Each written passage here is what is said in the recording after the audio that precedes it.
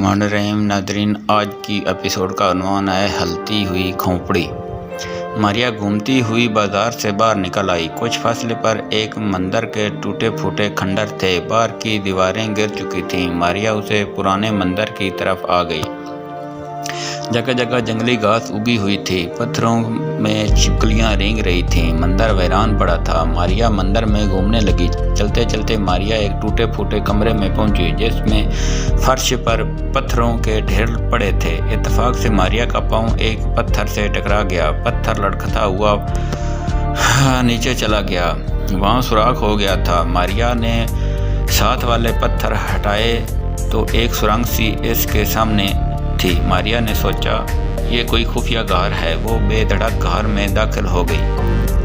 घर के अंदर थोड़ी दूर तक दिन की रोशनी थी। आगे गुप्त अंधेरा छाया हुआ था, मगर मारिया तरीकी में भी देख सकती थी। घर खासा खुला था और उसमें ना जाने कहाँ से ताज़ा हवा आ रही थी। मारिया आगे बढ़ी चली गई। आगे जाकर पत्थरों की एक सीढ़ी आ गई। ये सीढ़ी खासी नीचे तक चली गई थी। यहाँ नमी थी, कोई आवाज़ नहीं आ रही थी। अंधेरा मज़ीद गहरा हो गया था। उस सीढ़ी के खात्मे पर 3 कमरे थे। मारिया ने तीनों कमरों में झांका, खाली पड़े थे। एक कमरे में बड़ी चारपाई और सुराई बनी हुई थी। यहाँ कोई रहता था, मगर अब ये तमाम चीज़ें गिरदलूद थीं। छत और दीवारों से मकड़ियों के जाले लटक रहे थे। इसी वक्त कमरे के ताक में पड़ा दिया खुद ब खुद रोशन होने लगा। इसकी हल्की जर्द रोशनी कमरे में फैलती चली गई। मारिया हैरानगी से दिए को जलता हुआ देख रही थी। फिर शिशकी की जोरदार आवाज़ आई। मारिया ने चौंक कर उधर देखा, मगर कोई न था। मारिया के तो रोंगटे खड़े हो गए। उसी वक्त ठंडी आह भरने की आवाज़ आई। बर्फ से भी ज़्यादा ठंडी हवा का झोंका मारिया के जिस्म से टकराता हुआ गुजर गया। मारिया कांप उठी। शिशकियों की आवाज़ मर्दाना थी, जैसे कोई मजलूम शख्स रो रहा हो। अचानक दीवार के साथ एक स्याह साया उभरा, जो लम्हा ब लम्हा साफ होता चला जा रहा था। पहले इसकी पेशानी नुमायाँ हुई, फिर आंखें, नाक, कान और होंठ, मुकम्मल चेहरा वाज़ेह हो गया। चेहरा बड़ा गमज़दा था, आंखों में आंसू थे। मारिया हैरत से इस चेहरे को देख रही थी। वो समझ गई थी कि ये कोई बेजान चीज़ रूह है। मारिया रूहों की ज़ुबान बोल और समझ सकती थी। उसने कहा, है भाई, क्या मैं पूछ सकती हूँ तुम कौन हो और किस लिए इतने गमगीन हो? साया चौंक गया। उसने मारिया की तरफ देखा और मारिया ने महसूस किया कि ये साया उसे देख सकता है। साये ने कहा, ऐ खातून, मुझे मेरे हाल पर छोड़ दे और यहाँ से चली जा, मुझे तंग मत कर। मारिया ने कहा, तो मुझे अपनी मुश्किल बताओ, मुमकिन है मैं तुम्हारी कोई मदद कर सकूं। साये ने आह भर कर कहा, सुनना चाहती हो तो सुनो, मैं इस शहर का सबसे मालदार शख्स हूँ। मेरा नाम चरण दास है। ये आज से पूरे 6 माह पहले की बात है, जब मेरा बाप हो गया था। सारी जायदाद मुझे मिल गई। मैं नौजवान था। दौलत मिली तो बुरे दोस्तों की सोबत में फंस गया। एक दिन मैं शिकार खेलने अपने दोस्तों के साथ जंगल में गया तो हम सब रास्ता भटक गए और एक जादूगर के फंदे में आ गए। उस जादूगर ने मेरे साथियों को तो हिलाक कर दिया और मुझे किसी खास जादू के लिए कैद कर दिया। उसने अपने जादू से मुझे पत्थर का मुजस्समा बना दिया। मैं जिंदा था, मगर हरकत ना कर सकता था, बोल नहीं सकता था। मेरे मुंह के अंदर जुबान लकड़ी की तरह सख्त हो गई थी और हलक सूख गया था। मैं देख सकता था, लेकिन डिले घुमा नहीं सकता था, सिर्फ सीधा देख सकता था। वो जादूगर 1 माह तक मुझ पर जादू करता रहा। फिर एक रात मुझे इस मंदिर में ले आया और मंत्र पढ़कर मुझ पर फूंका। मैं हरकत करने लगा। मैंने इससे फरियाद की, ऐ जादूगर, मुझे छोड़ दे, मुझ पर रहम कर। जादूगर ने क्या लगाते हुए कहा, तुम्हें छोड़ दूँ? हा हा हा हा हा, मैं 4000 साल पुरानी रूह हूँ। मुझे हर 10 साल बाद एक नए जिस्म में जाना पड़ता है। मैं अपने जादू से इंसान की रूह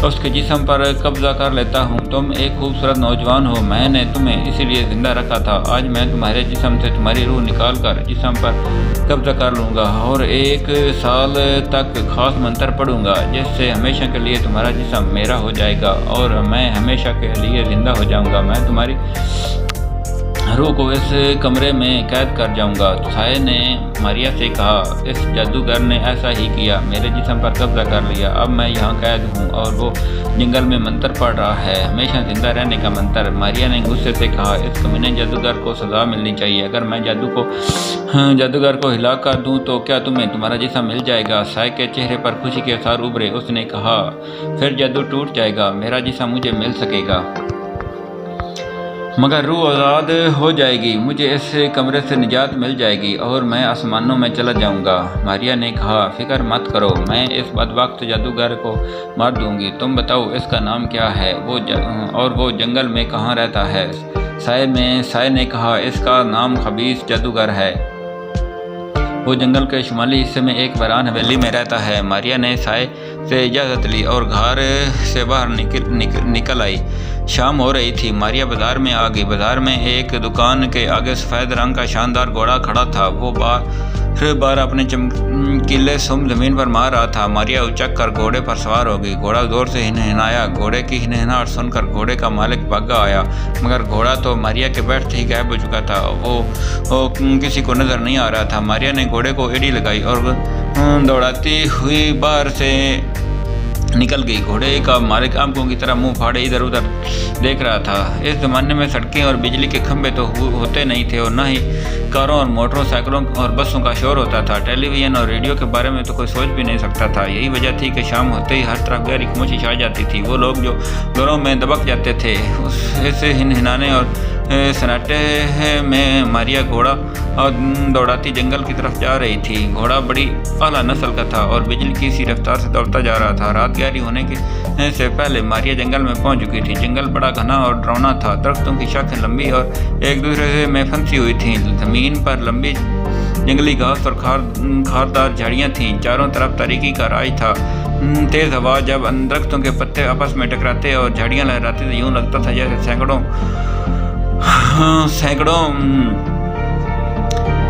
भूत कहकर लगा रहे हूँ और नाच रहे हूँ। मारिया ने बाज़ ऐसे दरख्त भी देखे जिनके तने बहुत ही बड़े थे। वो सांप की तरह बल खा कर ज़मीन पर फैले हुए थे। जंगलों में हैरानी और खामोशी छाई हुई थी। कई जगह दरख्तों की शाखों से सांप लटक रहे थे।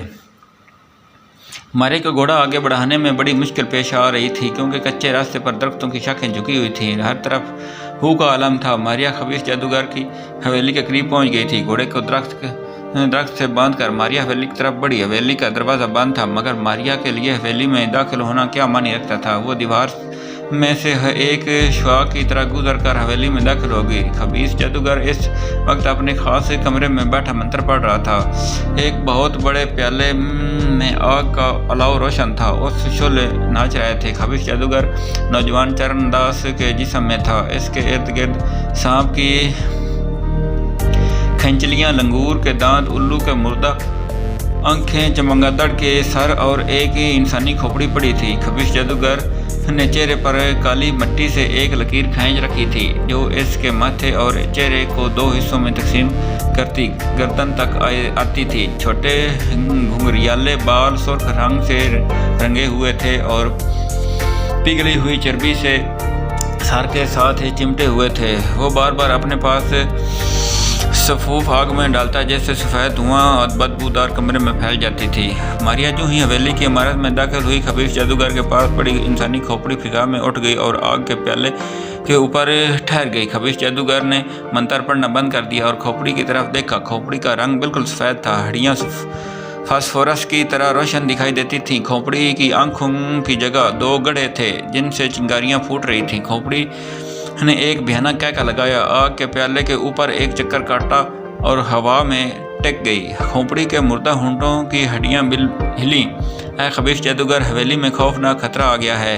मैं उसे देख नहीं सकती, सिर्फ महसूस कर सकती हूँ। वो कोई गैबी इंसान है और ज़बरदस्त ताकत का मालिक है। दरअसल खबीस जादूगर ने हवेली के गिर्द एक हिसार खींच रखा था और जो ही कोई ऐसे हिसार में दाखिल होता, जदोई खोपड़ी को पता चल जाता था। खबीश जादूगर परेशान हो गया। उसने कहा, मैं 4000 साल पुराना जादूगर हूँ, क्या वो मुझसे भी ताकतवर है? खोपड़ी ने कहा, हाँ, वो 5000 साल से जिंदा है। वो एक औरत है, तुमसे ज़्यादा ताकतवर। मैं उसे देख नहीं सकती, सिर्फ ये महसूस कर सकती हूँ कि वो किधर है। वो इधर ही आ रही है। खबीश जादूगर के हाथ पांव फूल गए। उसने जल्दी जल्दी मंत्र पढ़कर जादूगरों के बादशाह सामरी जादूगर से मदद की फरियाद की। सामरी जादूगर आ गया। इसके मुंह से गुरगुराहट सी निकली। उसने कहा, मेरा जादू इस गैबी औरत को फना नहीं कर सकता। हाँ, तुम मेरी मदद से उसे कैद कर सकते हो। अगर वो इस कैद से आज़ाद हो भी गई तो इसकी ज़बरदस्त ताकतें कई साल के लिए ख़त्म हो जाएंगी। वो सिर्फ गैबी औरत रह जाएगी। वो इस वक्त तक कैद रहेगी जब तक तू जिंदा रहेगा। खबीश जादूगर ने उछल कर कहा, है सामरी, तू उसे जिंदा कर दे। सामरी जादूगर ने अपना सीना फाड़कर एक जादुई गेंद निकाला और खबीश जादूगर की तरफ फेंक कर बोला, ये गेंद इस गैबी औरत को मारना। यूं ही ये गेंद उसे लगेगा वो शीशे की तरह एक गिलाफ में कैद हो जाएगी।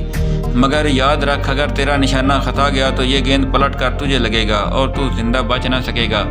खबीश जादूगर ने घबरा कर कहा, ऐ सामरी, मैं इस औरत को देखूंगा किस तरह? वो तो गैबी औरत है। सामरी जादूगर ने गुस्से में आकर चीख मारी और गुरगुराहट भरी आवाज में कहा, दफा हो जा, ये काम तेरा है। मैं इस मामले में तेरी कोई मदद नहीं कर सकता। सामरी जादूगर गायब हो गया। खबीश जादूगर ने खोपड़ी की तरफ देखकर मकरू कहकर लगाया और गेंद उछलता हुआ बोला, तू इस गैबी औरत को महसूस कर सकती है, मुझे इस औरत के पास ले जा। हल्ती खोपड़ी हवा में तैरती हुई कमरे से निकल आई। खोपड़ी बड़ी कमबख्त थी, सीधी उधर जा रही थी जिधर मारिया थी। खबीश जादूगर ने गेंद बड़ी मजबूती से पकड़ रखी थी। उधर मारिया बड़े मोहतात अंदाज में उधर आ रही थी, मगर वो इस बात से बेखबर थी कि खोपड़ी उसे महसूस कर सकती है। लंबी राहदारी में मारिया ने मोड़ काटा तो रुक गई। रुकने के वजह फिजा में मुअल्लिक खोपड़ी और खबीश जादूगर था। मारिया ने दोनों को देख लिया था। खबीश जादूगर तो मारिया को न देख पाया, मगर खोपड़ी ने उसे महसूस कर लिया था। वो सीधी इसके ऊपर सर पर आकर रुक गई और चीख मार कर बोली, खबीश औरत यहाँ है, यहाँ है। खबीश जादूगर ने देखा कि खोपड़ी के नीचे को इशारा कर रही है। मारिया अभी मामला समझने की कोशिश कर रही थी कि खबीश जादूगर ने मकरूह चीख मारते हुए गेंद दे मारा। गेंद शू की आवाज़ पैदा करता हुआ सीधा मारिया के सीने से टकराया। इसके साथ ही नाजरीन, इस एपिसोड का इख्तिताम हो जाता है और अगली एपिसोड में आप देखेंगे जंगलूस जादूगर। तो इसके साथ ही मुझे इजाज़त दें। अल्लाह हाफ़िज़।